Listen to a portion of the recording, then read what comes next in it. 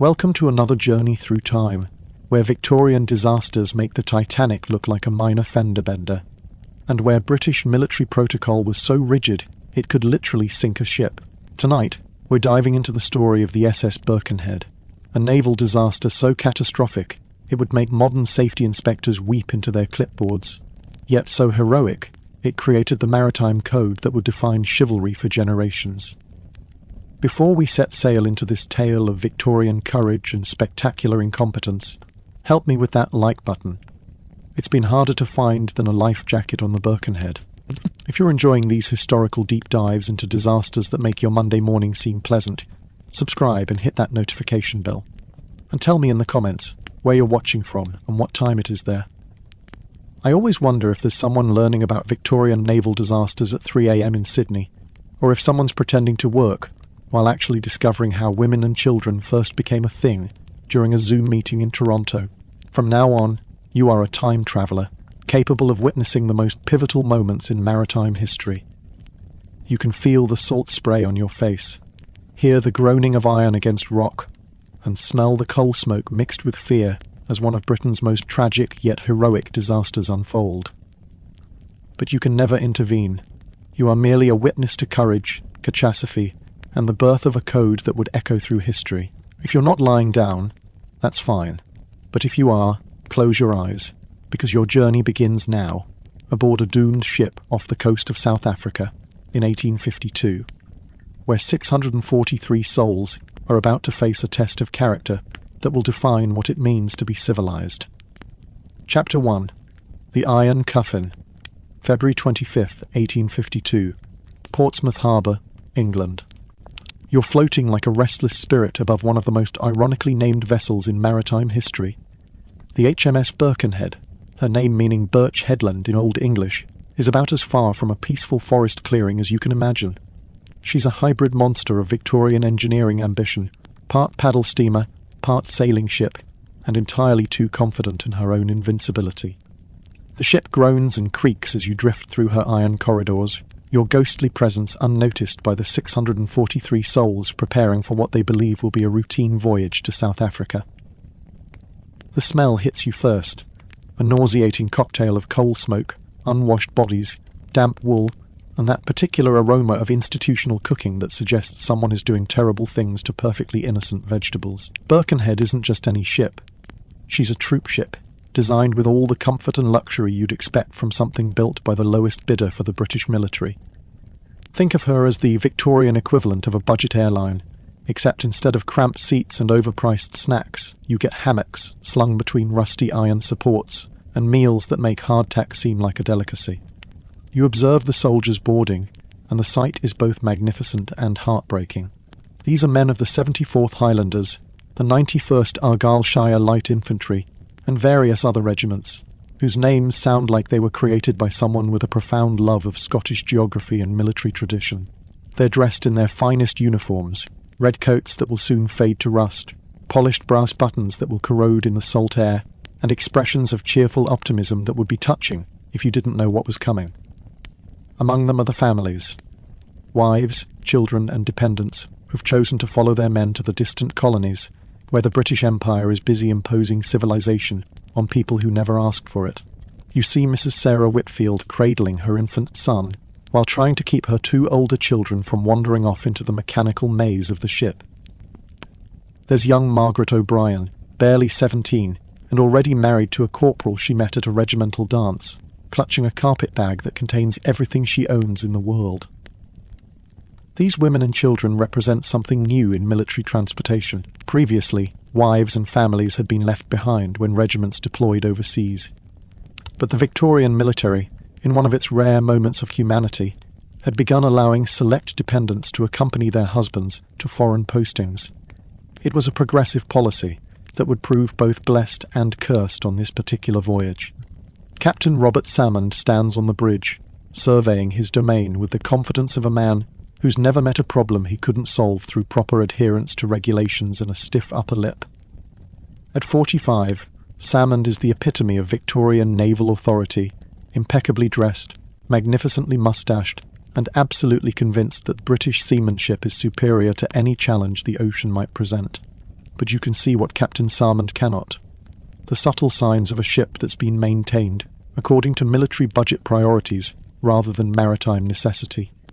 The iron plates that should be seamlessly joined show hairline cracks from the constant flexing of the hull.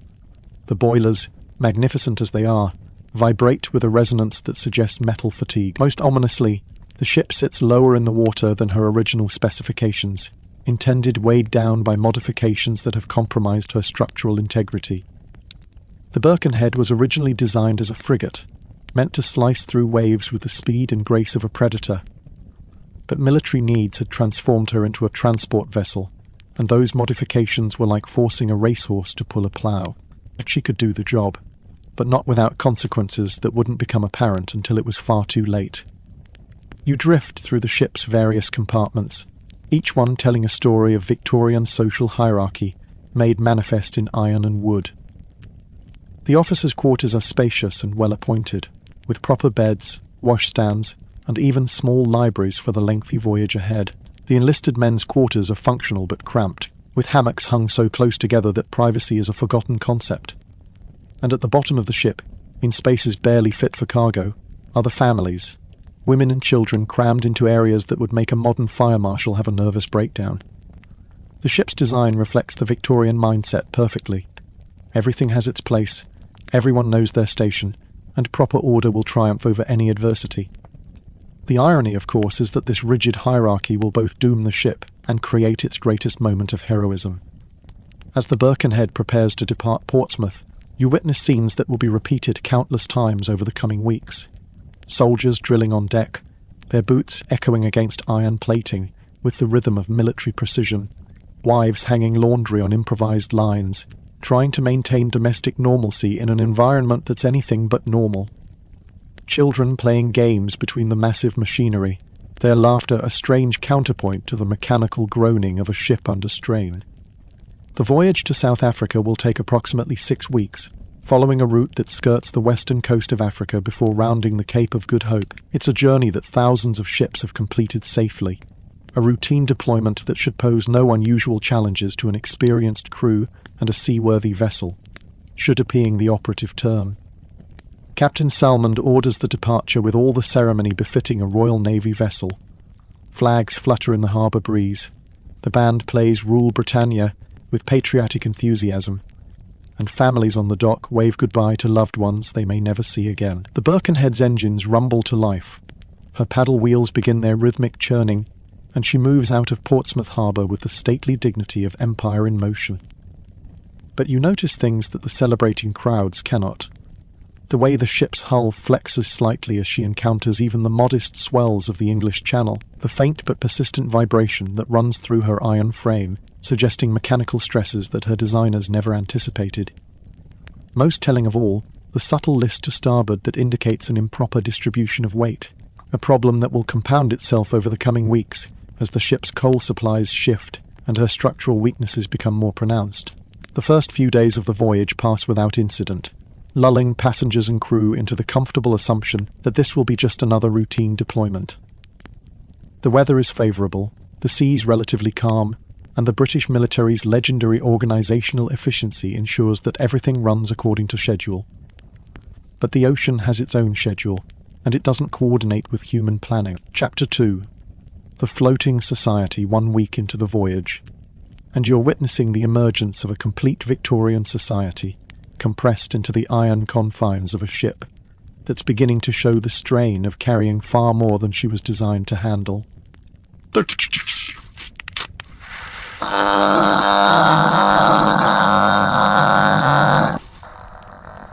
fleet navigators of British civilization, complete with all the social dynamics, tensions, and contradictions that would make a Swiss clockmaker envious.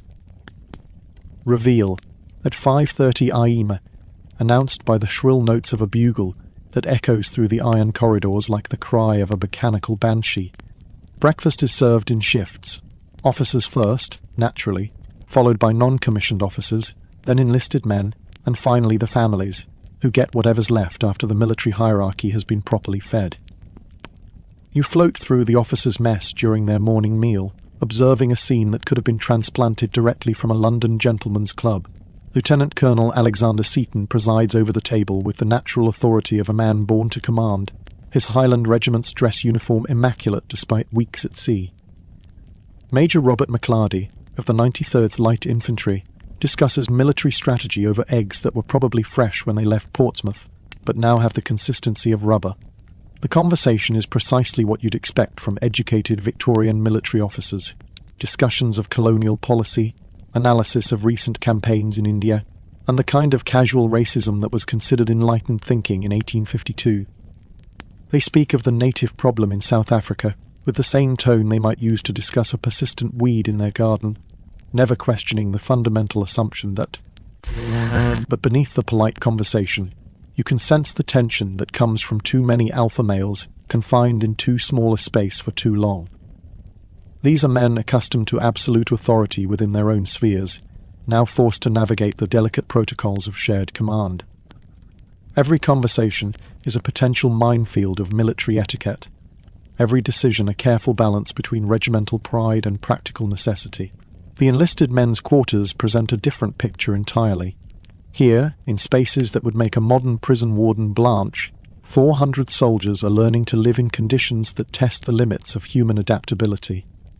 The hammocks are strung so closely together that a man can reach out and touch his neighbours on both sides. Privacy doesn't exist.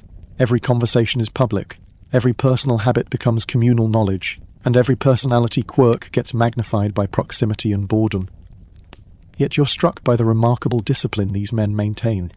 Despite conditions that would drive civilians to madness, they continue their daily routines with military precision. Weapons are cleaned and maintained, uniforms kept in regulation condition, and drill continues on deck despite the limited space and the constant motion of the ship. Sergeant Major Flanagan, of the 74th Highlanders, moves through the men's quarters like a force of nature, his voice carrying the authority of someone who's maintained discipline in far worse conditions than a crowded troop ship.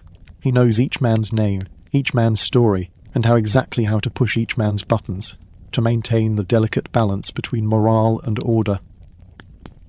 "Keep your kits squared away, lads," he bellows, his Irish accent cutting through the mechanical noise of the ship. "Just 'cause we're floating doesn't mean we're not still soldiers. The Queen's uniform deserves respect, whether it's worn in a barracks or on a bloody ship, but it's in the family's quarters that you witness the most remarkable adaptation to impossible circumstances. The women and children have been assigned spaces that were clearly designed for cargo rather than human habitation. The ceiling is so low that an average-sized man can't stand upright. The air circulation is virtually non-existent, and the only source of light comes from a few portholes that spend half their time underwater as the ship rolls through the... Yet somehow these women have managed to create homes in spaces that would challenge a contortionist. Mrs. Elizabeth Campbell has rigged a series of curtains from army-issue blankets, creating the illusion of privacy for her family of 5. She's arranged their few possessions with the skill of someone who's spent a lifetime making the best of impossible situations, turning a space barely larger than a modern bathroom into something that resembles domestic comfort. Young Mary Thompson, just 19 and already the mother of twin infants, has become the unofficial nursemaid for all the children aboard. You watch her moving through the cramped quarters with babies strapped to her chest, soothing crying children, telling stories to keep the older ones entertained, and somehow maintaining her own sanity while managing a mobile daycare centre in conditions that would challenge a saint. The children, remarkably, seem to be adapting better than anyone else. They've turned the ship into an enormous playground, finding games in every corner and entertainment in every canonical marvel. Little Tommy Henderson, age 7, has appointed himself the ship's unofficial lookout, spending hours perched near the portholes, reporting on the passing seabirds and distant ships, with the seriousness of a professional navigator. But you also notice the signs of strain that the adults try to hide from the children. The way conversations stop abruptly when little ones approach, a forced cheerfulness that doesn't quite mask the growing anxiety about the length of the voyage and the increasingly uncomfortable conditions. The subtle tensions between families competing for the limited space and resources. Most tellingly, you observe the growing divide between the military passengers and the civilian dependents. The soldiers, trained for hardship and bound by military discipline, view the crowded conditions as just another challenge to be endured with proper British stoicism. The families, while trying to maintain their own version of stiff upper lip, are clearly struggling with the reality of a situation that grows more difficult with each passing day. Captain Salmond, evening concerts feature soldiers singing traditional ballads, while wives accompany on a battered piano that somehow survived the loading process. Religious services are held on deck, with the entire ship's company gathered in a display of Christian unity that would be touching if the underlying tensions weren't so obvious.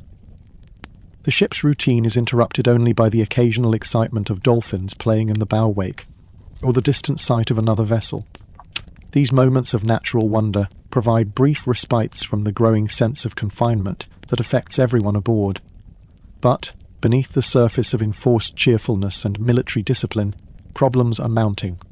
The ship's coal consumption is higher than anticipated, requiring more frequent stops for refueling. The fresh water supply, never adequate for so many passengers, is being rationed more strictly with each passing day. Most concerning of all, the ship's structural integrity is showing signs of stress that even Captain Salmond can't ignore. You notice the hairline cracks in the iron plating, spreading slowly but steadily. The vibration from the engines has developed an irregular rhythm that suggests mechanical problems developing in the ship's heart. Most ominously, the Birkenhead's tendency to list to starboard has become more pronounced, requiring constant attention from the crew to maintain proper trim. These are not immediate dangers, but they're accumulating like interest on a debt that will eventually come due. The ship is gradually consuming itself from the inside out, weakening with each day of service beyond her design limits. As the second week of the voyage draws to a close, you sense a subtle shift in the ship's atmosphere. The initial excitement of departure has faded, replaced by the grinding routine of life at sea. The novelty of adventure has given way to the reality of discomfort, and the promise of a new life in South Africa seems much less appealing when viewed through the lens of seasickness and chronic exhaustion. Yet the passengers and crew continue their routines with the determination that defines the Victorian character. Whatever challenges lie ahead, they'll face them with the same combination of discipline, duty, and denial that built an empire spanning half the globe. They have no way of knowing that their greatest test is approaching with each nautical mile hidden beneath the deceptively calm waters of the South Atlantic. Chapter 3. Signants and Portents. 3 weeks into the voyage, and you're witnessing the gradual transformation of routine discomfort into something more ominous. The HMS Birkenhead continues her southward journey along the African coast, but she's no longer the confident vessel that departed Portsmouth with such like a proud aristocrat slowly succumbing to a wasting disease. The ship maintains her dignified appearance while quietly falling apart from within. You're floating through the engine room, a cathedral of Victorian industrial might that's beginning to sound less like a symphony of progress and more like a mechanical death rattle. The massive pistons that drive the paddle wheels continue their rhythmic dance, but their song has developed discordant notes that speak of metal fatigue and engineering hubris. Chief Engineer Morrison wipes sweat from his brow as he examines a bearing that's running hotter than it should. In the choking heat of the engine room, where temperatures regularly exceed 120 degrees Fahrenheit, the difference between normal operational heat and dangerous overheating is measured in degrees that could mean the difference between arrival and disaster. "She's working harder than she should be," Morrison mutters to his assistant, a young Scotsman whose face is already blackened with coal dust. The vibration's getting worse, and I don't like the sound of that starboard bearing. But Morrison's concerns are trapped by the same Victorian hierarchy that governs every aspect of life aboard the ship. As chief engineer, he's responsible for the mechanical operation of the vessel, but he's not authorized to make decisions about the voyage itself. His job is to keep the engines running, not to question whether they should be running under these conditions. You drift upward through the ship's iron skeleton, observing the subtle signs of structural stress that are becoming more apparent with each passing day. The rivets that hold the iron plates together show signs of movement, tiny shifts that indicate the hull is flexing beyond its design tolerances. In a wooden ship, such movement would be absorbed by the natural elasticity of timber. In an iron vessel, it creates stress concentrations that grow stronger with each wave, each storm, each mile of ocean that passes beneath the keel. On deck, you find Captain Salmond studying charts with the intensity of a man trying to divine the future from lines drawn on parchment. The weather has been favourable so far, but he knows that the South Atlantic can change from benign to deadly with little warning. More immediately concerning are the reports from his officers about the ship's behaviour in even moderate seas. "She's taking on water faster than she should," reports First Officer Richards, his voice carefully neutral, in the way that naval officers use when delivering bad news to superior officers. "Temper's keeping up, but they're working harder than normal for these conditions." Salmon nods gravely, his expression revealing nothing of his growing concern. In the rigid hierarchy of the Royal Navy, admitting uncertainty is tantamount to confessing incompetence.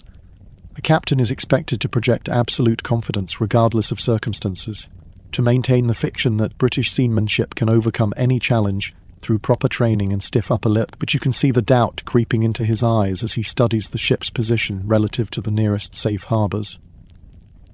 They're now in the most dangerous part of their journey, far from any major port, surrounded by waters that have claimed countless vessels, and dependent entirely on the structural integrity of a ship, showing increasingly worrying signs of distress. Below decks, the passengers remain largely unaware of these mounting concerns. The families continue their daily routines, with the adaptability that characterized the Victorian spirit, making the best of conditions that would challenge modern cruise ship passengers with all their amenities and safety equipment. Mrs. Catherine Wells has organised the other wives into an informal support network that provides everything from childcare to emotional counselling. You watch her moving through the cramped family quarters like a Victorian social worker, checking on new mothers, mediating disputes between children, and maintaining the kind of community structure that makes survival possible in impossible circumstances. "We must remember that we're representatives of British civilization," she tells a group of younger wives who are struggling with homesickness and morning sickness in equal measure. "Our husbands are carrying the Queen's colours to distant lands, and we must carry ourselves with equal dignity." It's a philosophy that sounds absurd to modern ears, the idea that personal behaviour is somehow connected to imperial destiny, but it provides these women with a framework for understanding their suffering that makes it bearable. They're not just passengers on an uncomfortable ship. They're pioneers of civilization, bearing the burden of empire with the same stoicism expected of their soldier husbands.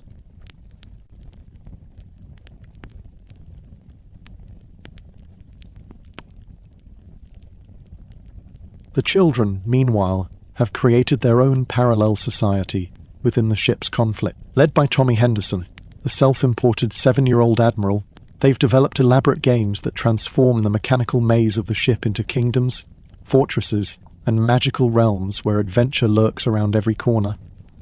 You observe young Sarah Morrison, no relation to the chief engineer, leading a group of girls in a complex make-believe scenario involving princesses, dragons, and rescue missions that seem remarkably prophetic, given what's approaching. The children's games often involve dramatic rescues, heroic sacrifices, and the kind of moral clarity that adults find increasingly elusive as they age. But not all the signs of trouble are mechanical or structural. You're beginning to notice subtle changes in human behaviour that suggest the psychological pressure of the voyage is taking its toll. Conversations that once focused on excitement about their destination now dwell increasingly on memories of home. The laughter that once echoed through the family quarters has become less frequent, replaced by the kind of quiet resignation that settles over people when hope begins to fade. Even the military discipline that has held the soldiers together is showing signs of strain. Minor infractions that would normally be handled with routine punishment are becoming more frequent. The daily drills that once served as both exercise and entertainment now feel more like desperate attempts to maintain order in an increasingly disorderly situation. Sergeant Major Flanagan, that pillar of military authority, confides his concerns to his longtime friend, Corporal MacLeod, during one of their evening walks on deck. "The lads are getting restless," he admits, his voice barely audible over the sound of the paddle wheels and the wind. "Too long at sea, too little space, too much uncertainty. It's like watching a pot come to boil. You know something's going to give, but you can't predict exactly when or how." The ship's doctor, a competent but overworked physician named Drakurlan, is seeing an increasing number of patients with symptoms that have less to do with disease than with despair. Headaches, stomach ailments, and general malaise are becoming epidemic among both passengers and crew. But he's dispensing laudanum and optimism in equal measure. but he knows that what his patients really need is dry land and open sky, things that seem increasingly distant with each passing day. And most ominously, you notice that Captain Salmond has begun making subtle preparations that suggest he's no longer confident in his ship's ability to complete the voyage safely. Additional lifeboats have been quietly inspected and provisioned. Emergency supplies have been redistributed to ensure better access. Most tellingly, he's begun conducting informal discussions with his officers about emergency procedures, conversations that are framed as routine preparation, but carry the unmistakable weight of genuine concern. The ship's position is becoming increasingly precarious, in ways that extend beyond mechanical problems. They're now sailing through waters that have earned a reputation among sailors as particularly treacherous. The coast of South Africa is notorious for sudden storms, hidden reefs, and currents that can drive even the most seaworthy vessel onto rocks before the crew realizes the danger. Weather reports, such as they are in 1852, suggest that storm systems are developing in their path. The barometric pressure has been dropping steadily, and experienced sailors among the crew are reading signs in the sky and sea that speak of approaching turbulence. Yet the voyage continues, because stopping is not an option. They're too far from their origin to turn back, too far from their destination to rush ahead, and too dependent on their scheduled arrival to consider alternative plans. The Birkenhead has become a commitment that must be honoured, regardless of the cost. A perfect metaphor for the imperial mindset that drives the entire enterprise. As night falls on their 21st day at sea, you float above the ship like a harbinger of doom, watching the lights of human civilization moving through an ocean that cares nothing for human ambition or imperial destiny. The passengers sleep fitfully in their cramped quarters, the crew maintains their watches with growing unease, and the ship herself groans and creaks as if trying to warn her human cargo of the trial that approaches. Tomorrow will bring them closer to the most dangerous waters of their voyage, where underwater reefs wait like prehistoric monsters to test the structural integrity of iron plates that are already showing signs of fatal weakness. The gathering storm is no longer a metaphor, it's a reality approaching with the inexorable certainty of tide and time. Chapter 4. The Point of No Return. February 25th of 1852, exactly 1 month since departure, and you find yourself witnessing what maritime historians would later call the accumulation of catastrophic factors, a perfect storm of human error, mechanical failure, and natural forces converging with the mathematical precision of a Victorian pocket watch. The HMS Birkenhead is now sailing through some of the most treacherous waters in the southern hemisphere, approaching danger point off the coast of South Africa with a confidence that would be admirable if it weren't so misplaced. The irony of the name would be lost on the passengers and crew, but you can appreciate the maritime poetry of a ship named for a peaceful birch grove approaching a point literally named for its capacity to destroy vessels. You're floating in Captain Salmond's cabin as he reviews the charts one final time before the night watch begins. The oil lamp casts flickering shadows across nautical maps that show the African coastline, with the kind of confident precision that Victorian cartographers possessed even when their information was dangerously incomplete. "We'll reach Cape Town by morning," Salmond tells his first officer, his voice carrying the forced optimism of a man trying to convince himself as much as his subordinate. The worst part of the voyage is behind us now. It's a statement that will prove tragically ironic within hours, but Captain Salmond has no way of knowing that the charts he's studying are based on surveys conducted in different conditions, with different equipment, and with a margin of error that could prove fatal to a ship already compromised by structural problems. The depth soundings indicated on his charts show safe water where the Birkenhead is heading, but those soundings were taken at high tide in calm weather by surveyors who had no reason to suspect that underwater geological changes might have occurred since their measurements were recorded. The reef that will destroy the ship exists in a gap between what the Victorians knew and what they thought they knew, a deadly space where confidence meets reality. Below decks, the passengers are settling in for what they hope will be one of their last nights at sea. The cramped family quarters buzz with quiet excitement as mothers prepare their children for sleep, while whispering about the new life awaiting them in South Africa. After weeks of confinement, the prospect of solid ground and open sky seems almost too wonderful to believe. Mrs. Sarah Whitfield rocks her infant son, while her 2 older children pepper her with questions about their destination. "Will there be a garden, Mother? Will we have our own rooms?" Will father be home for dinner every night like he was in England? Their innocent queries reflect the hopes that have sustained the families through the hardships of the voyage, the belief that this suffering is temporary, a necessary passage to something better. You observe young Margaret O'Brien, barely 18 and pregnant with her first child, writing in a diary that she plans to give to her unborn son or daughter. Her entries capture the mixture of excitement and anxiety that defines the passenger experience. Excitement about the adventure ahead, anxiety about the challenges they've already faced, and those still to come. "We should reach Cape Town tomorrow," she writes in careful script, "and then it's only a short journey overland to where James will be stationed. I can hardly wait to see proper trees again, and to walk more than 20 paces in a straight line. The baby kicks constantly now, as if he's as eager as I am to escape these iron walls." In the soldiers' quarters, the mood is equally anticipatory. These professional warriors have endured the voyage with the stoicism expected of Her Majesty's forces, but you can see in their eyes the same longing for landfall that affects everyone aboard. They clean their weapons with extra care, preparing for the formal inspections that will mark their arrival at their new posting. Sergeant Major Flanagan moves through the men with words of encouragement and final reminders about military bearing. "When we dock tomorrow, lads, remember you're representatives of the finest army in the world. These colonial types will be watching to see what sort of men the Queen has sent them. Show them what British soldiers look like." But beneath the anticipation, you detect undercurrents of unease that the passengers themselves might not fully recognize. The ship's behavior in the swells has become increasingly erratic, with a rolling motion that suggests problems with her stability. The mechanical sounds that provide the constant soundtrack to life aboard the Birkenhead have developed new harmonics that speak of systems under stress. Most ominously, the pumps that keep the ship's bilges clear of water are working harder and more frequently than they should. Chief Engineer Morrison has been discreetly monitoring the situation, but his concerns are constrained by the same hierarchical protocols that govern every aspect of military life. His job is to maintain the machinery, not to question the voyage itself. You drift through the engine room, where Morrison and his crew are conducting what amounts to a mechanical prayer service.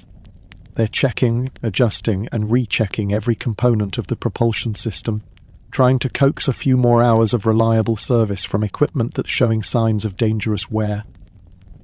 "She's held together this far," Morrison tells his assistant, more in hope than confident. "Need her to last until morning, and then it's someone else's problem."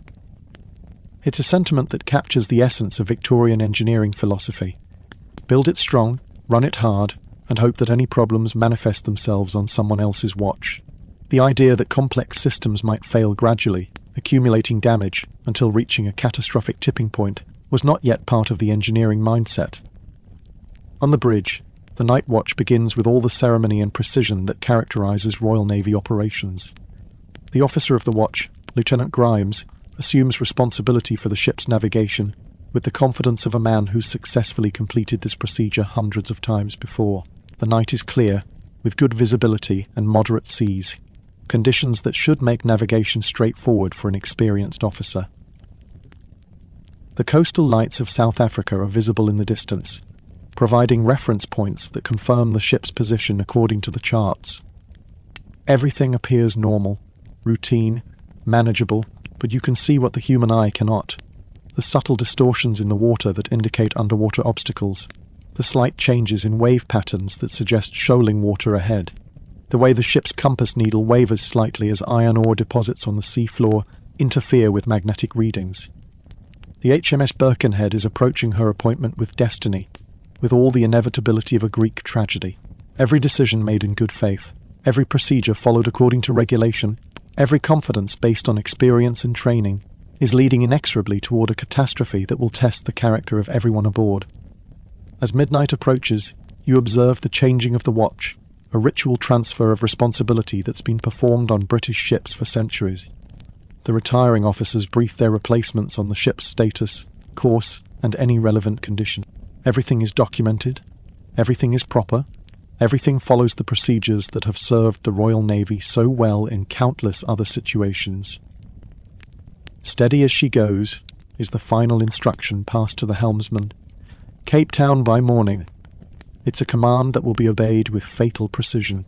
The ship will indeed continue steady as she goes, maintaining her course and speed with mechanical regularity, until the moment when steady becomes catastrophic, when experience becomes inadequate, and when the accumulated stresses of the voyage finally demand their payment. The passengers sleep fitfully in their cramped quarters, dreaming of tomorrow's landfall and the new lives waiting beyond the horizon. The crew maintains their watches with professional competence, monitoring instruments and following procedures that have guided them safely through thousands of miles of ocean. And, beneath the ship, invisible and patient, Danger Point's hidden reef waits like a sword of Damocles, ready to test whether Victorian confidence can triumph over the immutable laws of physics and the unforgiving nature of the sea. The point of no return isn't a location on the chart. It's a moment in time, approaching with each turn of the paddle wheels, when accumulated compromises and cascading failures will converge into the kind of maritime disaster that defines an era's understanding of hubris and heroism. To Chapter 5. The Collision 2:00 a.m., February 26, 1852. Danger Point, South Africa. You're floating above the HMS Birkenhead as she moves through the dark waters with the confidence of a ship that has no idea she's about to become a maritime legend for all the wrong reasons. The night is remarkably clear, with stars providing enough light to see the white foam of waves breaking against the distant shore. It's the kind of night that makes experienced sailors feel secure in their ability to read the sea's moods and navigate accordingly. Lieutenant Grimes stands on the bridge, checking his pocket watch against the ship's chronometer with the precision that defines British naval training. According to his calculations, they're making good time toward Cape Town, following a course that... What Lieutenant Grimes cannot see is the underwater mountain of rock that rises from the ocean floor like a prehistoric monument to the power of geological forces. The reef extends further seaward than any survey has recorded, its jagged peaks reaching to within 6 feet of the surface, close enough to gut an iron ship, but deep enough to remain invisible until the moment of impact. You watch the collision unfold with the slow mechanical force that, knowing the inevitable outcome, the Birkenhead continues her steady approach, her paddle wheels churning rhythmically, her iron hull cutting through the water with the confidence of superior engineering. Below the surface, the reef waits with the patience of stone. The first sign of trouble comes not from any visible obstacle, but from a subtle change in the water itself. The wave patterns begin to alter as the ship enters shoaling water, creating the kind of surface disturbances that experienced sailors learn to read like a language. But in the darkness, these signs are almost impossible to detect until it's too late to matter. At 2:15 a.m. exactly, the HMS Birkenhead strikes the reef with the sound of civilization meeting reality. The noise is indescribable. Imagine the world's largest bell being struck by a hammer made of iron and desperation. The impact reverberates through every plate, every rivet, every human soul aboard the ship. The collision isn't the clean, dramatic crash that Hollywood would later immortalize. It's a grinding, tearing nightmare that begins with a shudder and escalates into catastrophe with mechanical inevitability. The ship's iron hull, already weakened by weeks of stress and structural fatigue, meets an immovable object at 12 knots, and physics has very clear opinions about such encounters. You watch as the forward section of the ship crumples like paper, the carefully riveted iron plates separating with sounds like gunshots.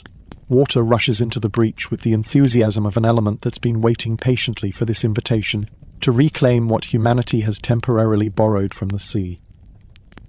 On the bridge, Lieutenant Grimes experiences every naval officer's worst nightmare, the moment when training, experience, and confidence prove inadequate to the reality unfolding around him. His first reaction is denial. Surely this is some minor contact with floating debris, something that can be managed through proper seamanship and British determination. "All stop," he orders, his voice carrying across the suddenly chaotic deck. "Sound the alarm. All hands on deck." But even as he issues these commands, Grimes can feel the ship's death throes beginning beneath his feet. The Birkenhead lists immediately to starboard as water pours into her forward compartment. The deck tilts at an angle that transforms every familiar surface into a treacherous slope, every secure handhold into a potential trap. Below decks, the passengers are awakened not by alarm bells, but by the most terrifying sound imaginable, the groaning of iron under impossible stress, accompanied by the rush of water where water should never be. The families, crammed into their impossible quarters, find themselves in a nightmare that no amount of British stoicism could have prepared them for. Mrs. Sarah Whitfield is thrown from her narrow bunk as the ship lurches, her infant son torn from her arms by the sudden motion. In the darkness and confusion, she can hear children crying, women screaming, and the ominous sound of water rushing into spaces that were supposed to remain dry. The ship's oil lamps have been extinguished by the impact, leaving the family quarters in a darkness that makes terror absolute. "Stay calm," she calls out, her voice barely audible over the cacophony of disaster. "Hold on to the children, find the walls, and stay together." But staying together is easier said than accomplished when the floor has become a slope, the ceiling is pressing down as the ship settles, and the darkness is so complete that mothers can't see their own children's faces. In the soldiers' quarters, discipline asserts itself with remarkable speed. Sergeant Major Flanagan's voice cuts through the chaos like a sword through silk, imposing order on circumstances that seem to defy any possibility of control. "Fall in. Form up by companies. No talking, no panic. Officers, report your men." It's a testament to military training that soldiers who moments before were sleeping peacefully in their hammocks can respond to crisis with automatic precision. But you can see the fear in their eyes as they realize that all their drills, all their preparation, all their training for combat has not prepared them for this particular battle. The ship continues to settle by the bow, her forward compartments flooding with mechanical inevitability. Captain Salmond reaches the bridge within minutes of the collision, his uniform hastily donned, but his bearing as composed as if he were conducting a routine inspection. "Report," he demands, and you can hear in that single word the weight of a career's worth of responsibility suddenly focused into one moment of ultimate test. "Struck a reef, sir," Lieutenant Grimes responds, his voice steady despite the circumstances.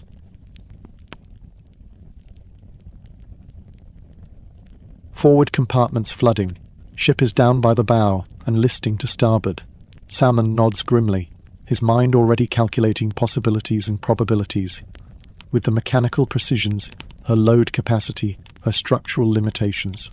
More importantly, he knows that with 643 souls aboard and limited lifeboats, conventional evacuation procedures will not be sufficient to save everyone.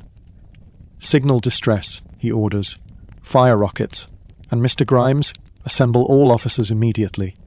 The distress rockets arc into the star-filled sky like prayers made visible, their brief illumination revealing the scope of the disaster to anyone within miles who might be able to provide assistance. But Cape Town is still hours away, and there are no other ships visible on the horizon.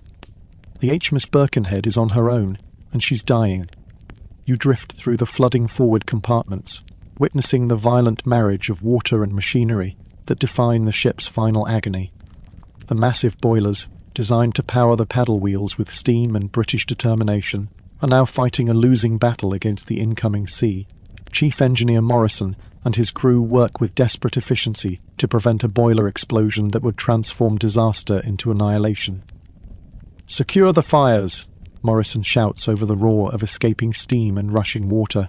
"Shut down the engines. And for God's sake, keep those boilers from going critical." It's a race between human ingenuity and natural forces, with the lives of everyone aboard hanging in the balance. If the boilers explode, the ship will be torn apart instantly. If they can be safely shut down, there might be time for evacuation. Might being the operative word. Above decks, the reality of the situation becomes clear with mathematical precision. The Birkenhead carries lifeboats sufficient for perhaps 200 people under ideal conditions. There are 643 souls aboard, including women and children who will require assistance in any evacuation attempt. The ship is settling rapidly, her structural integrity compromised beyond any possibility of repair. Captain Salmond faces a decision that will define not just his own legacy, but the moral framework that future generations will use to understand courage, duty, and the price of civilization. The collision that began as a navigation error is about to become a test of everything the Victorian era claimed to represent. Discipline, sacrifice, and the belief that some principles are worth 15 minutes since impact. And you're witnessing the birth of a legend that will echo through history not because of the disaster itself, but because of how human beings choose to respond when civilization meets its ultimate test. The HMS Birkenhead is settling by the bow with mechanical inevitability. Her forward compartment's now completely flooded, her deck tilted at an angle that makes her movement a challenge, requiring both courage and athletic ability. Yet what you observe is not panic, but the emergence of a social order so rigid and yet so beautiful that it will define maritime protocol for generations to come. Captain Salmond stands on the tilting bridge, surrounded by his officers, in a scene that could have been orchestrated by a Victorian moralist, seeking to illustrate the highest principles of duty and sacrifice. The discussion is brief, conducted in the clipped, professional tones that British officers use when discussing matters of life and death. "Gentlemen," Salmond begins, his voice carrying easily over the sounds of destruction, "we have perhaps 20 minutes before the ship founders completely. The lifeboats can accommodate approximately 200 souls under optimal conditions. We have 643 aboard, including 25 women and children. The mathematics of the situation are clear to everyone present, but no one speaks the obvious conclusion aloud. Instead, Lieutenant Colonel Seaton steps forward with the bearing of a man who has spent his entire adult life preparing for moments that test the fundamental principles of military honor. The women and children must be saved first, he states, not as a suggestion, but as an absolute moral imperative. The soldiers will remain at their posts and maintain discipline to the end. It's a decision that sounds almost absurdly quaint, the belief that civilization itself depends on the willingness of some people to sacrifice themselves for principles larger than individual survival. You watch officers relay orders to sergeants, sergeants organize their men, and within minutes the entire ship's company is operating according to a protocol that has never been formally written, but seems to emerge naturally from the intersection of military discipline and moral conviction. On the tilting deck, the evacuation begins with a precision that would be admirable if it weren't so heartbreaking. The lifeboats designed for calm water evacuations in daylight are being prepared for launching in darkness, rough seas, and conditions that would challenge experienced sailors. Mrs. Sarah Whitfield finds herself lifted bodily by soldiers and passed hand to hand toward the lifeboats like a piece of precious cargo. Her infant son is carried separately by a young corporal who handles the baby with the careful intensity of someone who understands that this small life represents everything the evacuation is designed to preserve. "I can't leave without my husband," she protests, struggling against the hands that guide her towards salvation. But her protests are met with gentle but implacable determination from men who have already made their peace with what must happen.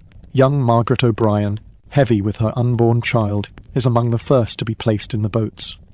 You watch her face as she realizes that her husband James will not be joining her, that the gentle corporal she married just months ago will remain on the sinking ship because duty demands it. Honor allows no alternatives. "Please," she whispers, reaching toward the men who are lowering her into the boat, "please don't do this. We can find another way." But there is no other way, and everyone knows it. The lifeboats are lowered with agonizing care, each rope carefully managed to prevent capsizing, each boat loaded to exactly its safe capacity, and no more. The women and children who represent the future sit in boats that rock precariously in the darkness, while the men who represent duty and tradition remain on a ship that continues its inexorable surrender to the sea. Meanwhile, the soldiers maintain their formations with a discipline that transcends rational explanation. These are men who could easily overpower the officers, could fight their way into the lifeboats, could choose individual survival over collective sacrifice. Instead, they stand in ranks on the tilting deck as if awaiting infection, their uniform still regulation despite the circumstances, their bearing still military despite the terror that must be consuming them. Sergeant Major Flanagan moves among the men, his voice carrying the authority of someone who embodies everything the military code represents. "Steady, lads. Show them what soldiers look like. The ladies are watching, and history is watching. Make them proud." You observe individual moments of heartbreak that illuminate the human cost of this rigid protocol. Private Henderson, just 19 years old, watches his young wife and infant son disappear into the darkness in a boat that may or may not reach shore safely. He maintains his position in formation, but tears stream down his face as he waves goodbye to everything that made his life meaningful. Corporal O'Brien stands at attention while his pregnant wife is rowed away into uncertainty. He calls out words of love and encouragement that she probably can't hear over the sound of oars and ocean, but he speaks them anyway, because some things must be said, even when they cannot be heard. The ship's band, led by a young ensign with more courage than sense, begins playing God Save the Queen as the evacuation continues. The music provides both soundtrack and emotional anchor for men who are maintaining discipline through sheer force of will. The familiar melody reminds them who they are, what they represent, and why their sacrifice matters in the larger context of empire and civilization. But not everyone accepts the protocol without question. You witness heated arguments between husbands and wives, children who refuse to leave their fathers, and soldiers who struggle with the human instinct for survival that wars against their military training. Mrs. Catherine Wells, the unofficial leader of the wives, finds herself in the impossible position of enforcing a separation that violates every maternal and spousal instinct she possesses. "We must go," she tells the other women, her voice breaking with the weight of necessity. "If we refuse, we doom not just ourselves, but the children as well. Our husbands are giving us the gift of life. We cannot dishonour that sacrifice by refusing to accept it." The lifeboats are launched with agonising precision, each one representing both salvation and loss. The boats disappear into the darkness, carrying the women and children toward an uncertain future on the African coast, while the men remain on a ship that continues its mechanical surrender to forces beyond human control. As the last lifeboat pulls away, Captain Salmon surveys his remaining command. Approximately 400 soldiers and sailors standing in formation on the deck of a sinking ship, awaiting orders that will never come, because there are no more orders to give, except the implicit command to die with dignity. "Gentlemen," he announces, his voice carrying clearly in the suddenly quiet night, "you have conducted yourselves with honour. The Queen herself could not ask for braver service." The ship shudders as another compartment floods, her death throes accelerating as the water claims more of her iron bones. But the men remain in formation, bound together by something stronger than individual survival instinct, the belief that how one dies matters as much as how one lives. You're witnessing the birth of a legend that will inspire and horrify future generations in equal measure. The HMS Birkenhead is creating the maritime code of women and children first, not through policy deliberation or philosophical debate, but through the practical application of Victorian moral principles under ultimate pressure. The protocol of honour has been established not through words, but through actions, not through law, but through example. What happens in the next few minutes will define maritime behaviour for generations to come, creating expectations that will save thousands of lives in future disasters, while demanding a standard of sacrifice that seems almost incomprehensible to modern sensibilities. Chapter 7. The final Minotaur 245. The HMS Birkenhead has perhaps 5 minutes left before her final plunge, and you're witnessing something that transcends ordinary human experience. The transformation of a maritime disaster into a moral exemplar that will resonate through history long after the last survivor has died. The ship's death throes are accelerating with mechanical precision. Her forward compartments are completely flooded, her bow is now completely submerged, and her stern is rising at an angle that makes the deck feel like the slope of a mountain. Yet the 400 men who remain aboard maintain their formations with a discipline that seems to deny the reality of physics itself.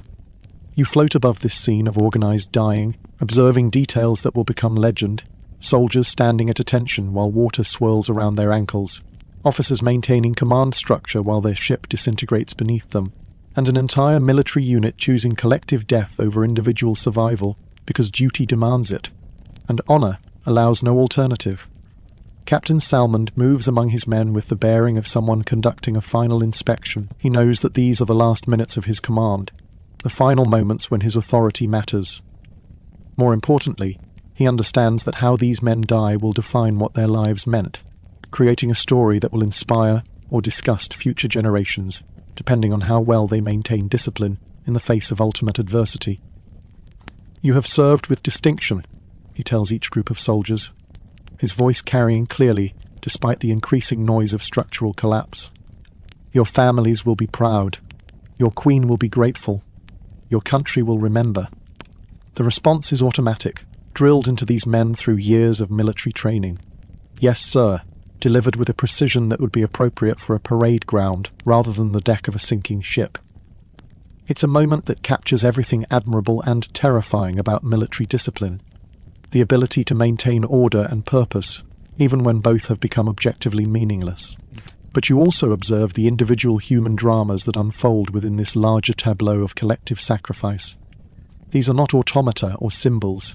They are men with their own fears, hopes and regrets, struggling to maintain dignity while confronting mortality in its most absolute form. Private Williams, just 22 years old and recently married, stands in formation while writing a final letter to his wife on a piece of paper that will likely never reach its destination. His words are simple and heartbreaking. "My dearest Mary, I am well and thinking of you. Please remember that I chose duty over survival, because some things matter more than life itself. Kiss our baby and tell him his father was a soldier." Sergeant Murphy, a veteran of campaigns in India and Afghanistan, helps younger soldiers maintain their composure by sharing stories of previous battles and narrow escapes. His voice carries the authority of experience, but you can see in his eyes the knowledge that this is one battle that cannot be won through courage or tactical brilliance. "Remember, lads," he tells a group of nervous recruits, "dying is easy. It's the living that takes skill. We're giving the ladies and children that chance, and that makes us more than soldiers. It makes us gentlemen." The ship's final structural collapse begins with a sound that defies description, the groaning of iron under impossible stress, the screaming of rivets as they surrender to forces beyond their design capacity. "Ratata, emi no mala." The ship's recording spaces that were meant to remain dry. The Birkenhead's back breaks with the finality of a snapped bone, her stern section rising even more steeply as her bow disappears completely beneath the surface. Yet the men maintain their formations, even as the deck becomes a slope too steep for normal standing. They hold on to rigging, brace against bulkheads, and support each other with the same precision they would use in a normal drill. The band continues playing God Save the Queen until their instruments are lost to the rising water, and then they continue singing the words without accompaniment. You observe moments of individual heroism that occur within the larger framework of sacrifice. Chief Engineer Morrison, his duty to the engines complete, uses his remaining time to help soldiers who cannot swim understand how to survive in the water. His instructions are practical and desperate. Hold on to anything that floats. Stay together if possible. Kick off your boots. They'll drag you down. And whatever you do, don't panic. Panic kills faster than drowning. The ship's doctor, Dr. Cullen, moves among the men providing not medical treatment, but something more valuable. His presence reminds them that this is not just mechanical failure, but moral triumph. Not just maritime disaster, but exemplar of civilization's highest principles. As the water reaches the upper deck, Captain Salmond makes his final command decision. "Every man for himself," he announces, though the words seem almost meaningless, given that these men have already chosen collective duty over individual survival. You have done your duty. God save the Queen. The discipline breaks not into panic, but into organized assistance. Soldiers who can swim help those who cannot. Officers ensure that flotation devices are distributed fairly. Men who have accepted their own deaths work to improve the survival chances of their comrades, with the same methodical dedication they would bring to any military task. You watch as the final moments unfold with agonizing clarity. The stern section of the ship rises almost vertically before beginning its final plunge, carrying with it men who maintain their dignity even as they disappear beneath the surface. Some continue singing hymns until the water covers their mouths. Others call out final messages to wives and children who cannot hear them. All face death with the composure that their training and their culture have taught them represents the highest form of human behavior. The ship's final plunge takes less than a minute, but it feels eternal. The Birkenhead disappears beneath the surface, with mechanical inevitability, leaving behind a debris field of human beings, struggling in water that seems determined to claim them all. Yet even in the water, you observe attempts to maintain military organization, senior non-commissioned officers calling out names, trying to account for their men, officers attempting to coordinate rescue efforts, and soldiers sharing flotation devices according to rank and need, rather than proximity and panic. The disaster that began as a navigation error has become something larger, a demonstration of how human beings can maintain moral order even when physical order has completely collapsed. The sinking of the HMS Birkenhead has created not just a maritime tragedy, but a template for civilized behavior under ultimate pressure. As the survivors struggle in the dark water, awaiting rescue that may or may not come, they carry with them something more valuable than their individual lives, proof that duty can triumph over instinct, that sacrifice can be chosen rather than imposed, and that civilization's highest principles can be maintained, even when civilization itself is drowning. The final minutes of the HMS Birkenhead have created a legend that will outlive everyone who witnessed it, establishing a moral precedent that will influence maritime behavior for generations to come. What started as a voyage to South Africa has become a voyage into the fundamental questions of what it means to be human in the face of ultimate adversity. To Chapter 8, Dawn and Reckoning, 6th o'clock IMN, February 26, 1852, 4 hours since the HMS Birkenhead disappeared beneath the South Atlantic. And you're witnessing the aftermath of heroism, as the first light of dawn reveals both the magnitude of the disaster and the miracle of survival that emerged from disciplined sacrifice. The survivors float in a debris field that stretches across several miles of ocean, clinging to pieces of the ship that have become their temporary salvation. Wooden panels, cork life preservers, broken masts and fragments of Victorian engineering prowess now serve as the difference between life and death for men who maintained military discipline, even as their world literally fell apart beneath them. You observe Captain Salmond, miraculously still alive, floating on a piece of decking while attempting to maintain command of a unit that no longer exists in any conventional sense. His uniform is torn and waterlogged, his carefully maintained appearance destroyed by hours in the salt water. But his authority remains intact, through sheer force of personality and the habits of military hierarchy. "Sound off by companies," he calls across the water, his voice carrying with remarkable clarity in the pre-dawn stillness. "Officers, report your men." It's a request that seems almost absurd under the circumstances. How do you maintain military organization when your soldiers are scattered across miles of ocean, clinging to debris and fighting hypothermia with each passing minute? Yet the response demonstrates the power of training and tradition. Voices call back through the darkness, sergeants attempting to account for their men, officers trying to establish some form of organized survival. Second company, 7 men present, comes one reply from a cluster of survivors, perhaps 100 yards away. Third company, 12 accounted for, echoes from another direction. The roll call continues across the debris field, a final act of military procedure, performed under conditions that would normally render such protocol meaningless. But you can hear in these voices, more than just military discipline, you can hear the growing realization of what they've accomplished, and what it cost. These men maintained formation while their ship sank, chose duty over survival, and created a moment of moral clarity that will resonate through history. Yet they're also beginning to understand the human price of their heroism. Sergeant Major Flanagan, floating on what appears to be a section of the ship's dining table, calls out names from memory, trying to account for the soldiers under his command. Each response brings relief, but each silence brings the knowledge that another life has been claimed by the sea. The mathematics of survival are becoming clear. Of the approximately 400 men who remained on the ship, perhaps 150 have survived the sinking itself. Many more will not survive the exposure, exhaustion, and injuries that come with hours in open water. Murphy, Flanagan calls. "Here, Sergeant Major," comes the reply, strong and clear. "Williams." Silence. Williams. Still nothing. Private Williams, the young soldier who wrote his final letter to his wife while maintaining formation on the sinking deck, has joined the 250 men whose devotion to duty has cost them everything.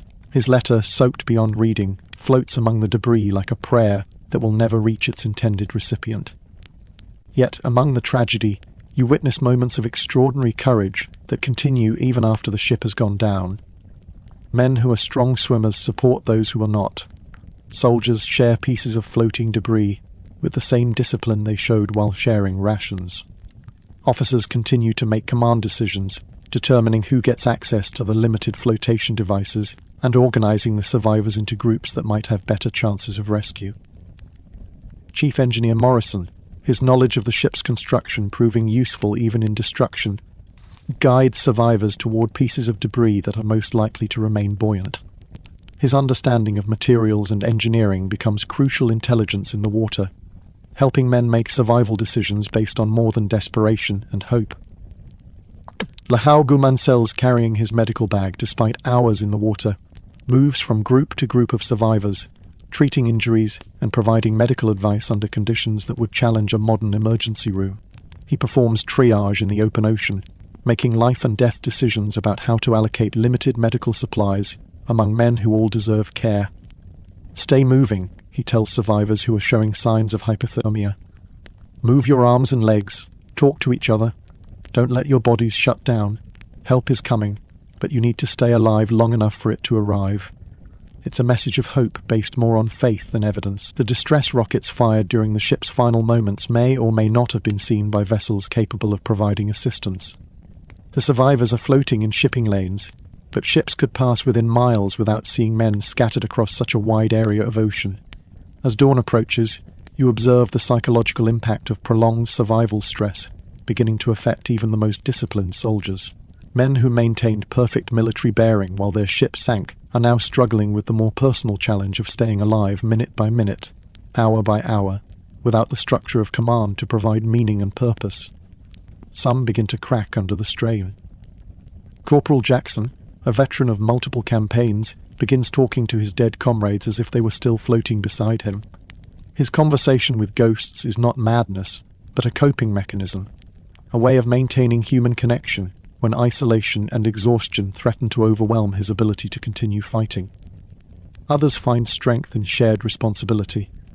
Lieutenant Morrison, no relation to the chief engineer, organizes his surviving men into a swimming formation that allows stronger survivors to assist weaker ones while maintaining military unit cohesion, even in the war. "We're still soldiers," he reminds them, his voice hoarse from shouting orders across the dayfield. "We still have duties to each other. No man dies alone if we can prevent it." The approaching dawn brings both hope and harsh reality. The increasing light will make the survivors more visible to potential rescue ships, but it will also reveal the full scope of the disaster. The debris field that seemed manageable in darkness proves to be enormous in daylight, with survivors scattered across an area that would challenge even a coordinated rescue operation. More disturbing is the realization that many of the men who initially survived the sinking are succumbing to exposure and exhaustion as the hours pass.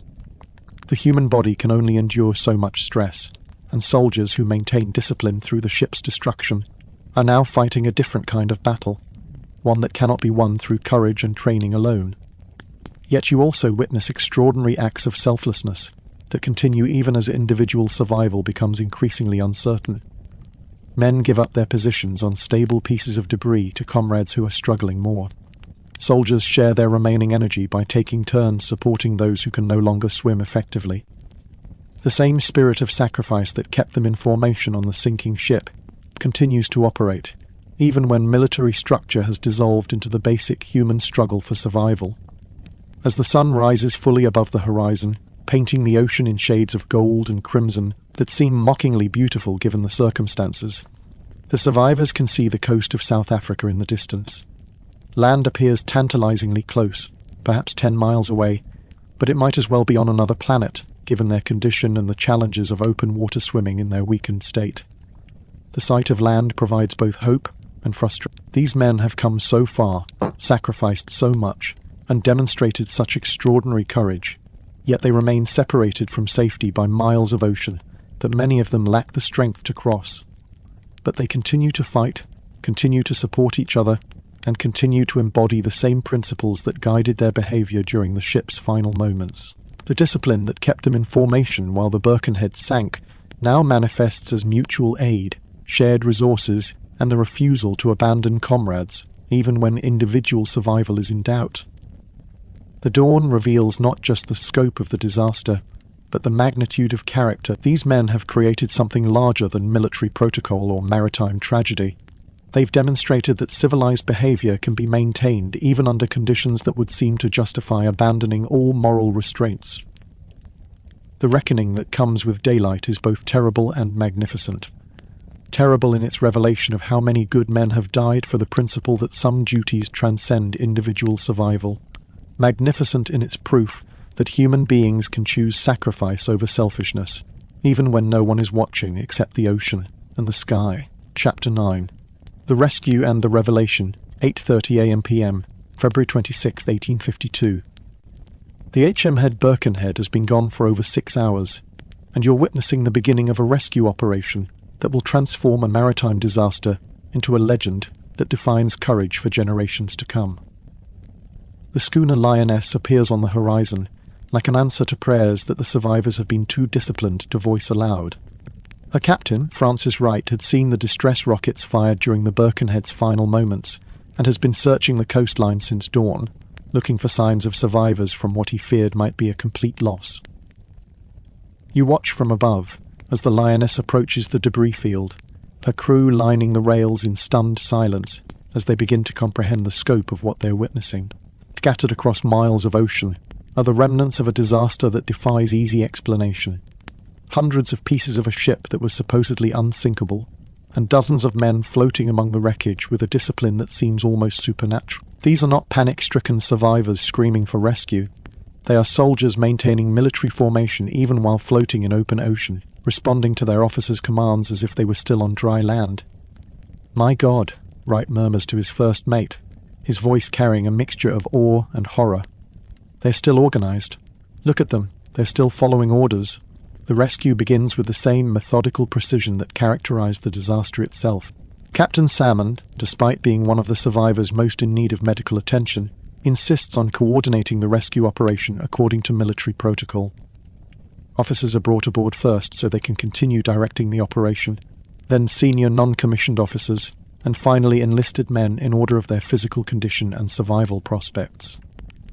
The senior officers first, Salmond tells Captain Wright, his voice weak, but his authority unquestionable, need to coordinate the rescue of their men, then those who are injured most severely. The rest will maintain position and await their turn. It's a request that seems almost insane to civilian sensibilities. The idea that drowning men should wait their turn for rescue based on military rank, rather than proximity or medical need. But Wright recognizes something profound in this request. These men are maintaining the same code of conduct that guided them through the disaster itself. The rescue operation becomes a study in the intersection of military discipline and maritime necessity. Each man brought aboard the Lioness provides not just information about his own condition, but intelligence about the location and status of other survivors scattered across the debris field. Sergeant Major Flanagan, hauled aboard after nearly 7 hours in the water, immediately begins providing Captain Wright with a tactical assessment of the rescue situation. Despite hypothermia, exhaustion, and several injuries sustained during the sinking, his first concern is for the men still in the water. Lieutenant Morrison has 12 men clustered around the main mast, approximately 400 yards northeast, he reports, his teeth chattering but his voice clear. Sergeant Campbell has 8 men on the port paddle wheel assembly, bearing southwest. Chief Engineer Morrison has the largest group, perhaps 20 men, gathered around what appears to be a section of the dining saloon. It's military efficiency applied to catastrophe, turning a rescue operation into a coordinated campaign, with objectives, priorities, and tactical considerations. Captain Wright finds himself conducting the rescue not as a simple humanitarian operation, but as a joint military-civilian mission, with clearly defined command structure and operational procedures. But the rescue also reveals the full cost of the discipline that these men maintained during the disaster. Of the approximately 400 soldiers and sailors who remained on the Birkenhead after the lifeboats were launched, only 113 have survived the sinking and the hours in the water. The others, nearly 300 men, have paid the ultimate price for their adherence to the principle that duty transcends individual survival. Each name that fails to answer the roll call represents not just a statistical casualty, but a personal tragedy multiplied across families, regiments, and communities back in Britain. These were men with wives, children, parents and siblings who will spend the rest of their lives wondering whether their loved one's death served some greater purpose, or was simply the senseless result of navigational error and mechanical failure. Yet, as the survivors are brought aboard the Lioness, their stories begin to reveal something that transcends simple tragedy. These men didn't just die. They chose how to die. They didn't just maintain discipline. They created a new definition of what disciplined behavior means under ultimate pressure. They didn't just follow orders. They elevated order itself into something approaching the sacred. Dr. Cullen, among the last survivors to be rescued due to his insistence on treating other men before allowing his own rescue, provides Captain Wright with a medical and moral assessment that captures the essence of what has occurred. "I've been a military physician for 15 years, he tells Wright, while Wright's crew tends to his hypothermia and injuries. "I've seen men die in battle, in hospitals, and in conditions that would break most people's spirits. But I've never seen anything like what happened on the Birkenhead. These men didn't just accept death, they embraced it as the price of maintaining civilization itself. The rescued soldiers, despite their physical condition, continue to embody the same principles that guided their behavior during the disaster. They share the limited medical supplies, defer to their officers' judgment about treatment priorities, and maintain military conscience from exposure and exhaustion. Uses his first coherent words after rescue to ask about the fate of his wife and child, who were evacuated in the lifeboats. His concern for his family outweighs his gratitude for his own survival, reflecting the same priority system that kept him in formation while his ship sank. "The boats," he whispers to Dr. Cullen. "Did the boats make it to shore? Are the ladies safe?" It's a question that reveals the moral calculus that made the entire disaster bearable for the men who survived it. Their sacrifice was not meaningless suffering, but a trade-off. Their lives for the lives of women, and Captain Wright dispatches search parties to scour the coastline for signs of the lifeboats, understanding that the psychological well-being of his rescued passengers depends as much on news of the evacuated families as on medical treatment for their own injuries. These men have demonstrated that some things matter more than individual survival. Now they need to know that their sacrifice achieved its intended purpose. The news, when it comes, provides the final piece of the moral puzzle that transforms disaster into legend. The lifeboats have reached shore safely. All 25 women and children survived the evacuation and the dangerous journey to the African coast. The sacrifice made by 287 soldiers and sailors has achieved its purpose, the preservation of those deemed most worthy of survival. According to the Victorian moral code, Mrs. Sarah Whitfield, her infant son, and her 2 other children are safe on the beach near Cape Town, along with young Margaret O'Brien and her unborn child, Mrs. Catherine Wells, and all the other wives and daughters whose survival justified the deaths of their husbands, fathers and brothers. The mathematics of survival that seemed so terrible during the disaster now reveal themselves as something approaching moral perfection. 287 men died so that 25 women and children could live, creating a ratio of sacrifice that validates the entire Victorian belief system about duty, honour, and the proper ordering of civilized society. But you can see in the faces of the survivors that this validation comes at a psychological cost that will follow them for the rest of their lives. They have proven that their moral system works, but only by demonstrating their willingness to die for it. They have saved civilization by showing their readiness to be consumed by it. As the Lioness makes her way toward Cape Town with her cargo of heroes and ghosts, the survivors begin the process of transforming their experience from personal trauma into public legend. They understand, perhaps better than anyone else ever will, that their story must serve a purpose larger than their own suffering. The HMS Birkenhead has created not just a maritime disaster, but a moral template that will influence human behavior for generations to come. The phrase "women and children first" will become more than just maritime protocol. It will become shorthand for the belief that civilized society depends on the willingness of some people to sacrifice themselves for principle. Was their sacrifice noble heroism or tragic waste? Did they die for civilization or for a social system that valued some lives more highly than others? These questions will be debated by future generations who enjoy the luxury of moral complexity, who live in societies where individual choice matters more than collective duty, and who view sacrifice with suspicion rather than admiration. But the men floating in the debris field of the HMS Birkenhead have no such luxury of philosophical speculation. They have acted according to the only moral framework they knew, and history will judge them accordingly. Chapter 10. The echo through time, 6 months after the disaster, and you find yourself drifting through the halls of the Admiralty in London, where the official investigation into the loss of HMS Birkenhead is reaching its conclusions. The mahogany-fine chambers echo with discussions that will shape how the disaster is remembered, and what lessons are drawn from the sacrifice of 287 souls. Admiral Sir James Stirling presides over the inquiry with the gravity befitting a man who must transform tragedy into policy, individual loss into institutional learning. The question before the committee is not simply what happened to the Birkenhead, that has been established with painful clarity, but what the disaster means for the future of maritime safety and military conduct. Gentlemen, Admiral Stirling addresses the assembled officers and officials. We are here not merely to assign blame or catalogue errors, but to understand what the events of February 26th teach us about duty, sacrifice, and the proper conduct of British forces under extreme adversity. The official record will emphasise the heroism, the discipline, and the moral triumph that emerged from mechanical failure.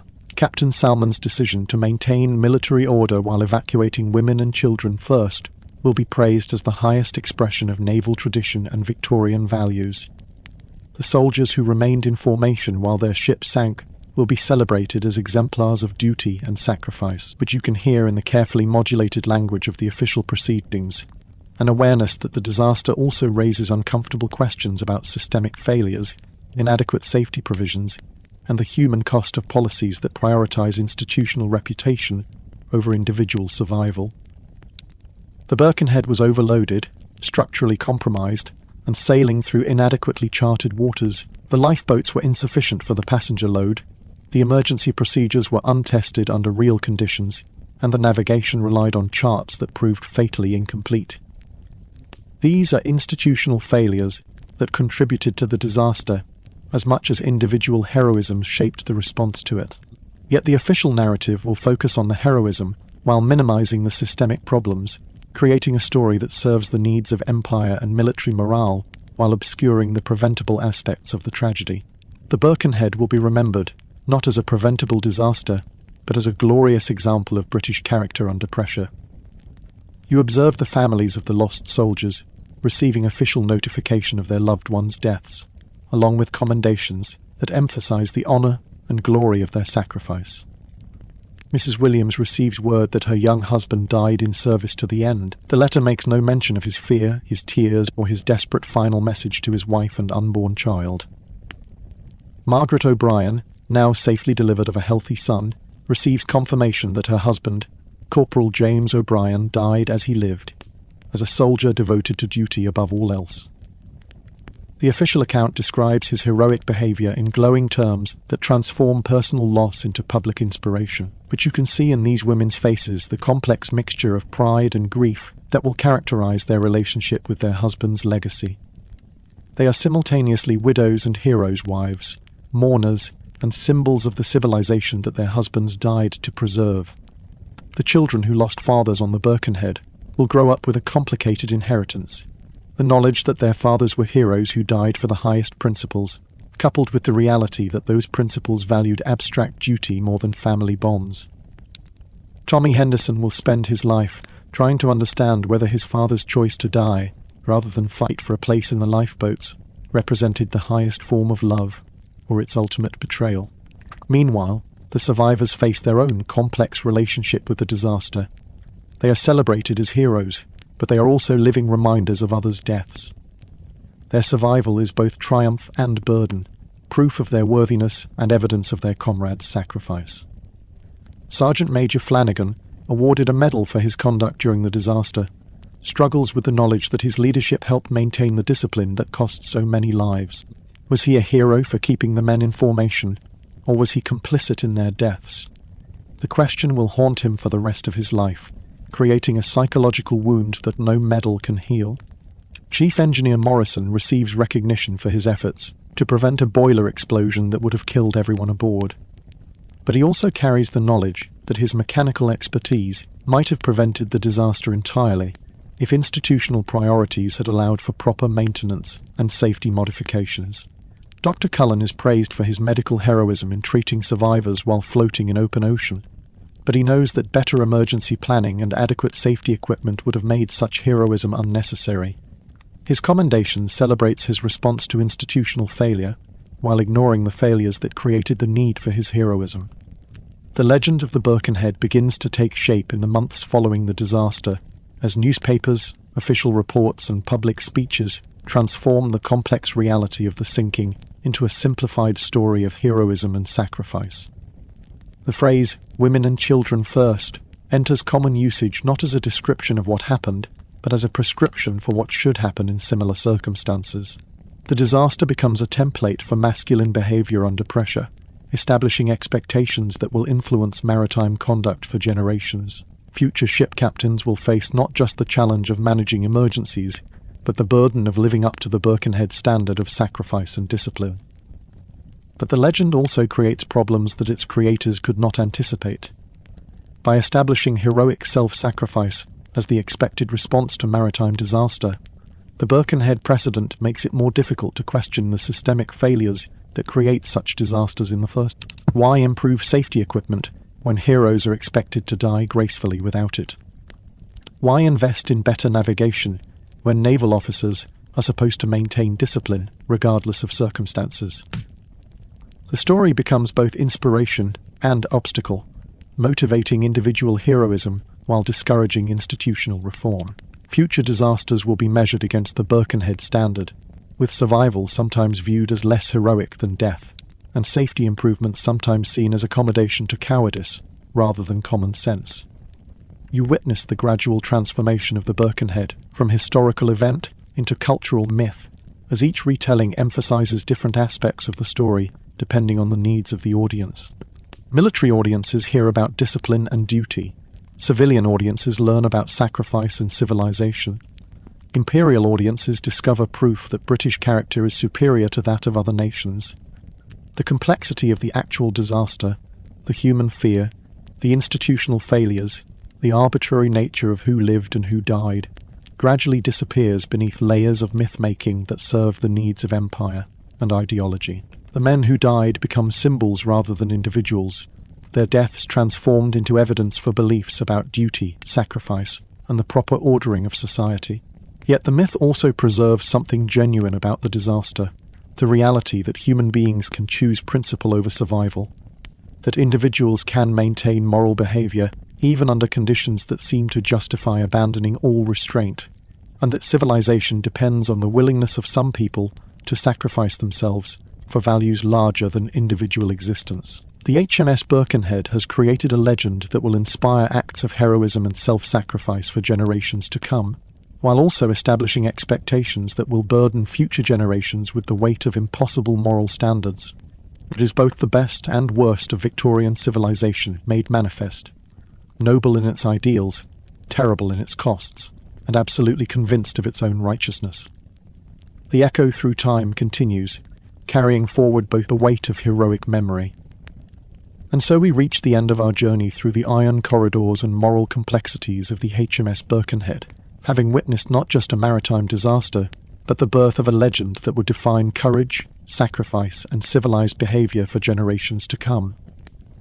You have seen how individual choices made in moments of ultimate crisis can echo through history, creating expectations and standards that both inspire us. The story of the Birkenhead forces us to confront uncomfortable questions about heroism, duty, and the price we're willing to pay for the principles we claim to value. These 287 men who died maintaining formation on a sinking ship created the maritime protocol of women and children first, not through policy deliberation, but through practical. The disaster that claimed so many lives was entirely preventable, the result of overloading, inadequate safety equipment, poor navigation, and structural problems that were known but not addressed. The heroic response to the crisis has, in many ways, overshadowed the preventable nature of the crisis itself. This tension between celebrating heroism and addressing systemic problems continues to shape how we respond to disasters today. We honor the firefighters who rush into burning buildings while sometimes failing to ask why the buildings were allowed to become fire traps. We celebrate the military personnel who sacrifice themselves for their comrades, while avoiding uncomfortable questions about the conflicts that put them in harm's way. The Birkenhead precedent established a template for masculine behavior under pressure that has influenced countless subsequent generations. The expectation that men should sacrifice themselves for women and children, that military personnel should maintain discipline regardless of circumstances, that individual survival should be subordinated to collective principles. These beliefs shaped behavior by establishing heroic death as the standard for masculine behavior in crisis situations. It made survival sometimes seem like failure. Safety improvements like accommodation to cowardice, and self-preservation like betrayal of duty. The men who died on the Birkenhead created expectations that would weigh heavily on future generations faced with similar choices. Consider the psychological complexity of being a Birkenhead survivor, celebrated as a hero for maintaining discipline while your comrades died, yet carrying the knowledge that your survival came at the cost of others' deaths. Sergeant Major Flanagan and the other survivors lived with this burden for the rest of their lives, honoured by a society that simultaneously reminded them that the highest honour would have been to die with their men. The families of the lost soldiers faced their own complex relationship with the disaster. They were simultaneously bereaved and honoured, mourning individual loss while being expected to take pride in collective sacrifice. The children who grew up without fathers were told that those fathers died for the highest principles, but they also lived with the knowledge that those principles had valued abstract duty more than family bonds. Perhaps most troubling is the way the Birkenhead legend has been used to justify subsequent tragedies, by transforming preventable disasters into opportunities for heroic sacrifice. The same mindset that celebrated the soldiers' discipline, while ignoring the systemic failures that doomed them, has been applied to countless other situations where institutional problems are obscured by individual heroism. Yet we cannot dismiss the genuine moral achievement that the Birkenhead represents. These men faced the ultimate test of character and responded according to the highest principles they knew. But they demonstrated that human beings can choose principle over survival, that individuals can maintain civilized behavior even under conditions that seem to justify abandoning all moral restraint, and that civilization itself depends on the willingness of some people to sacrifice themselves for values larger than individual existence. The discipline they maintained while their ship sank was not mere military conditioning, but a conscious choice to affirm that some things matter more than life itself. Their sacrifice created not just a maritime protocol, but a demonstration of human dignity under impossible circumstances. The women and children whose lives were saved by this sacrifice went on to build lives and families that would not have existed without the soldiers' choice to remain in formation while the ship sank. Margaret O'Brien's son, born after his father's death, grew up to become a teacher who influenced hundreds of students. Sarah Whitfield's children became productive members of society who contributed to their communities in ways that multiplied the value of their survival. The calculation that 287 men died so that 25 women and children could live seems mathematically terrible, but it ignores the generational impact of those saved lives, and the moral example set by those who chose sacrifice. The Birkenhead disaster created ripple effects that extended far beyond the immediate mathematics of survival. Yet we must also acknowledge the moral complexity of a system that automatically assigned different survival values to different categories of human beings. The Victorian assumption that women and children deserved rescue more than men reflected beliefs about social roles and human worth that we now recognize as problematic. The heroism of the soldiers' sacrifice cannot entirely obscure the arbitrary nature of the moral system that demanded it. The legacy of the Birkenhead continues to influence how we think about disaster response, gender roles, and the relationship between individual rights and collective duty. Modern evacuation procedures still reflect the women and children first principle, though it's now balanced against practical considerations about efficiency and survival rates. The disaster established expectations about masculine behavior that continue to shape how men are expected to respond to crisis situations. But perhaps the most important lesson of the Birkenhead is not about heroism or sacrifice, but about the relationship between individual choice and institutional responsibility. The soldiers who died maintaining formation made their choice within a system that had failed them in multiple ways. Their heroism was real and admirable, but it should not excuse the institutional failures that made their sacrifice necessary. As you drift away from this story and back toward your own time, carry with you not just admiration for the courage these men displayed, but awareness of the complex relationship between individual heroism and systemic responsibility. Honor the sacrifice, celebrate the moral achievement, while working to prevent the institutional failures that create the need for such heroism. The HMS Birkenhead reminds us that courage and duty are admirable qualities, but they are not substitutes for competence and care in the systems that govern our collective safety. The highest honor we can pay to those who died maintaining formation on a sinking ship is to build a world where such choices are never necessary, where heroism supplements good design rather than compensating for bad planning. Sleep well, knowing that you live in an age where safety equipment is more reliable, where navigation is more precise, and where the expectation of heroic sacrifice has been balanced against the responsibility of institutions to protect those they serve. But sleep also with the awareness that the same tensions between individual duty and institutional responsibility continue to shape our world, requiring from each generation its own choices about what principles are worth preserving and what prices are too high to pay. The echo of the Birkenhead continues, carrying forward both the inspiration of men who chose duty over survival and the challenge of building a civilization worthy of such sacrifice. In that echo, we hear not just the sound of history, but the call of the future, demanding that we prove ourselves worthy of the legacy left by those who maintained formation while their world fell apart around them. The weight of heroic memory is both burden and gift, reminding us that human beings are capable of transcending their individual limitations, while warning us not to mistake individual heroism for institutional virtue. The men of the HMS Birkenhead gave us both example and challenge, the example of courage under pressure and the challenge of creating a world where such courage serves life rather than merely dignifying death.